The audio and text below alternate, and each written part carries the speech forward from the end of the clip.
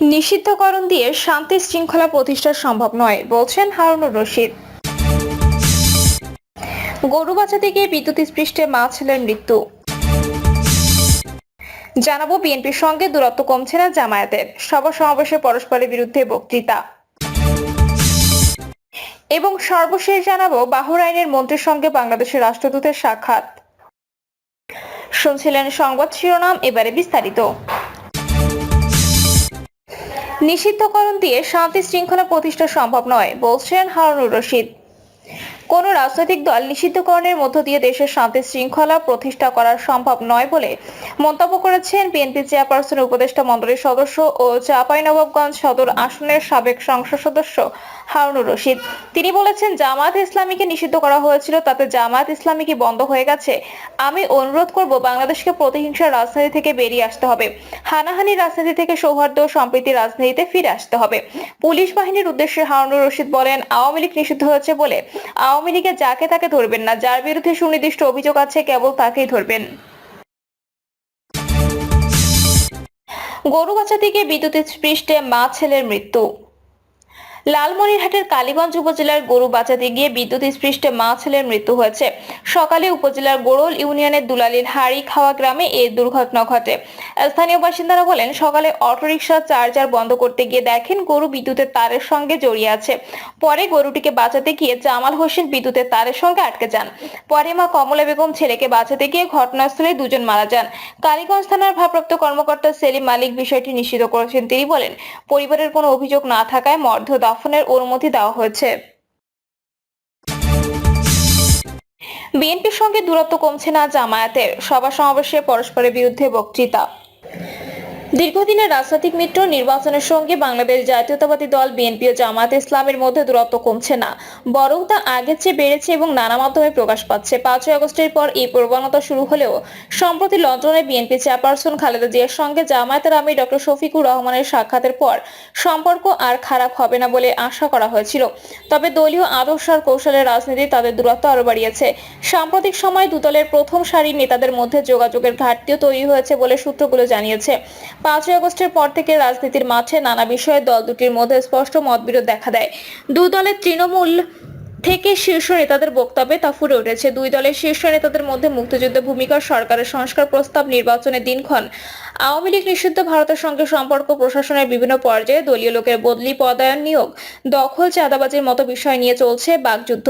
সভা সমাবেশ থেকে সামাজিক যোগাযোগ মাধ্যমেও তা দৃশ্যমান। সংশ্লিষ্টরা বলছেন, মূলত রাজনীতিতে এই দুই দলেরই সাধারণ প্রতিপক্ষ ছিল আওয়ামী লীগ। বৃহতে দলটির অনুপস্থিতিকে জামায়াত বড় সুযোগ হিসেবে দেখছে।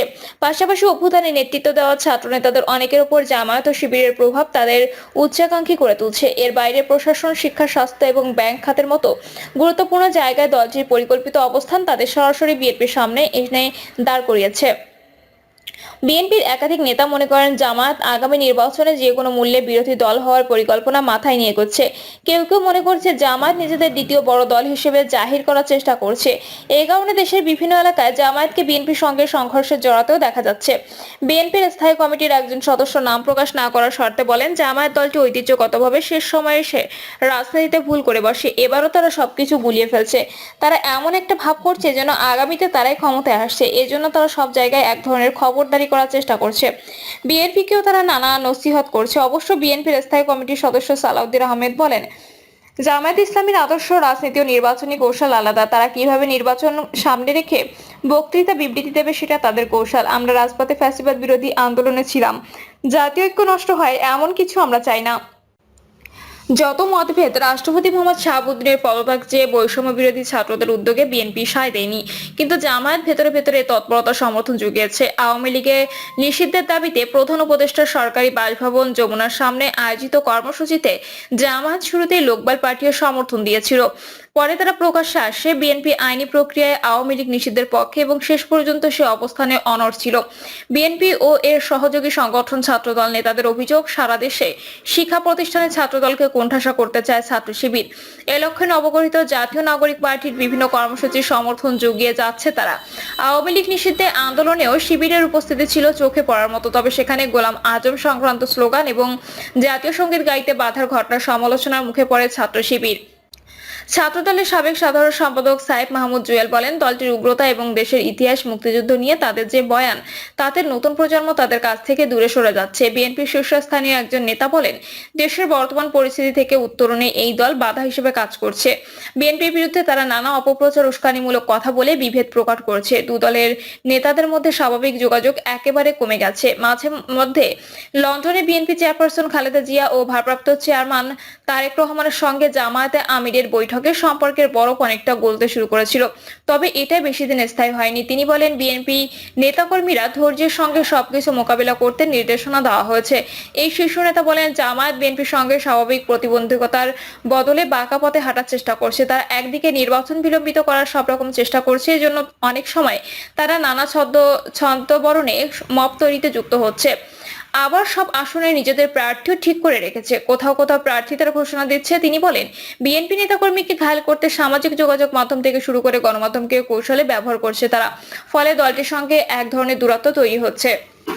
বিএনপি নেতাকর্মী জানান, সামাজিক যোগাযোগ মাধ্যমে জামায়াতের অনুসারীরা বিএনপি শীর্ষ নেতাদের নিয়ে নানাবিধ গুজব, অপপ্রচার করতে অনেক প্ল্যাটফর্ম খুলেছে। সম্প্রতি ঢাকা বিশ্ববিদ্যালয়ের ছাত্রদল নেতা শাহরিয়ার আলম সাম্য হত্যার ঘটনাকেও ভিন্ন খাতে নেওয়ার চেষ্টা করছে ওইসব গুজব সেল থেকে। তাদের প্রচারিত কুরুচিপূর্ণ বক্তব্যে বিএনপি তৃণমূলে এদের প্রতি ক্ষোভ বাড়ছে। জানতে চাইলে জামায়াত ইসলামের সহকারী সেক্রেটারি জেনারেল এবং কেন্দ্রীয় মিডিয়া ও প্রচার বিভাগের প্রধান অ্যাডভোকেট এহসানুল মাহবুব জুবায়ের বলেন, রাজনীতিতে ভিন্ন মত থাকবে, বিএনপির সঙ্গে ঐক্যবদ্ধ হয়েই আমরা স্বৈরাচার বিরোধী আন্দোলন করেছি। এখন একটি ফ্যাসিবাদ মুক্ত বাংলাদেশ গড়তে হয়তো কোথাও কোথাও মতপার্থক্য থাকতে পারে, তবে সেটা মতবিরোধ নয়। আমরা স্ব অবস্থান থেকে দেশকে গড়ার লক্ষ্যে কাজ করছি। তিনি বলেন, তৃণমূল নেতাকর্মী চাওয়া পাওয়ার ভিন্নতা থাকতেই পারে। সামাজিক যোগাযোগ মাধ্যমে যে ধরনের প্রচারণা হয়ে থাকে তা কোনো দলীয় সিদ্ধান্ত হয় না, তাদের আলাদাভাবে চিহ্নিত করা সম্ভব হয়ে ওঠে না। তবে সবকিছু মিলিয়ে বিএনপির সঙ্গে তাদের তেমন দূরত্ব নেই বলে জানান তিনি। জামায়াত 1972 সালের সংবিধানে আমূল পরিবর্তন চায়। বিএনপি সংশোধন চাইলেও 72-এর সংবিধান বাতিল চায় না। বিএনপি নির্বাচন সংশ্লিষ্ট সংস্কারগুলো সেরে দ্রুতই নির্বাচনের পক্ষে। জামায়াত সংস্কার শেষ করে নির্বাচন চায়। জামায়াত সংসদের উচ্চ নিম্ন কক্ষ দুটিতে সংখ্যানুপাতিক পদ্ধতির পক্ষে। বিএনপি কোথাও সংখ্যানুপাতিক পদ্ধতি চায় না। ভোটার হওয়ার বয়স 18 থেকে কমিয়ে 17 বছর করারও বিরোধিতা করছে বিএনপি। জামায়াত তরুণদের ভোটার করার যুক্তি দেখিয়ে ভোটার হওয়ার বয়স 17 বছর করার ভাবনাকে সমর্থন করছে। জাতীয় নির্বাচনের আগে স্থানীয় সরকার নির্বাচনের পক্ষে জামায়াত। বিএনপি এর বিরোধিতা করছে। জাতীয় নির্বাচন নিয়ে বিএনপির অবস্থানের দিকে ইঙ্গিত করে জামায়াতের আমির এক অনুষ্ঠানে বলেছেন, এখনো শত শত মানুষ হাসপাতালে বিছানায় কাতরাচ্ছে, রক্তের দাগ মোছেনি। এই সময় কেউ নির্বাচন জিকির তুলে জাতি তা গ্রহণ করবে না। প্রকাশ্য অনুষ্ঠানেও এর জবাব এসেছে বিএনপি থেকে।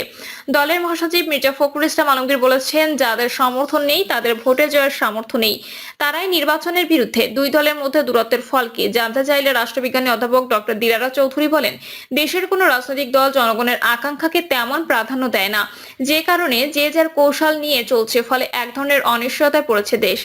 কবে নির্বাচন হবে, কবে গণতান্ত্রিক সরকার আসবে তা কেউ বলতে পারছে না। এতে দেশ ক্ষতিগ্রস্ত হচ্ছে, বিনিয়োগ হচ্ছে না, আইন শৃঙ্খলা সহ নানাবিধ ঘটনায় দেশ পিছিয়ে পড়ছে।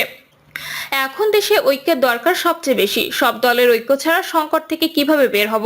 তিনি বলেন, মূলত আমরা দুটি বৃহৎ শক্তির জাতাকলে পড়েছি। এখান থেকে বেরিয়ে আসার জন্য দেশে একটা ঐক্যের পরিবেশ দরকার। প্রিয় দর্শক, এই ছিল এখনকার সর্বশেষ সংবাদ। আপডেট সব সংবাদ পেতে চ্যানেলটি সাবস্ক্রাইব করে বেল আইকনটি ক্লিক করে রাখুন।